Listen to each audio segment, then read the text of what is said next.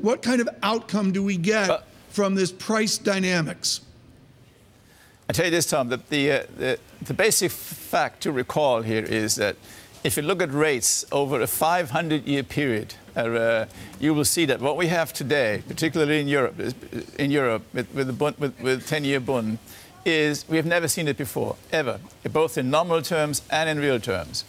So that is the makings of probably the most serious bubble in financial markets, in this case the bond bubble that we have ever seen. We just have no historical analogy for this. Now the question is, if, as some economists believe, these rates are going to inch up gradually and to approach normal levels of 2.5 or thereabouts, everything's fine.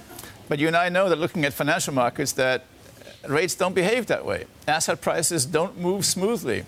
Once people get it into their heads that they have to move, he who moves first wins. So you're going to get all of a sudden very sudden moves. And that is where we see the major policy challenge, namely that if you get 100 to 150 basis point increase in the 10-year bund, I'm not saying it's happening over the next 6 months, but when that finally does happen, it will expose financial fragilities that are currently hidden. Right. And that's the big worry here. On a broader philosophical view, if we did not want to take the pain of write-down in 08, 09, in 10, and if we delayed through manipulation of the bond markets by central bankers, are we just delaying that write-down until 2020 or 2022?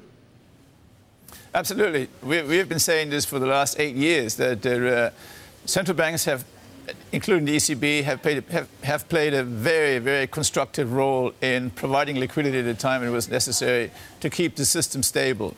But since then, the monetary easing that we have seen has gone way too far. If you think of it, look at the numbers right now. We have Europe growing strongly. We have inflation steady, no longer worried about deflation. And still, we have enormous amount of money being pumped in by the ECB with interest rates, deposit rates, depo rate being minus 40 basis points. It just seems, for somebody like myself, looked at this for the last 30 years, it seems like totally wrong, almost incomprehensible. Why would they not start tightening earlier in order to get us to a more comfortable place than we are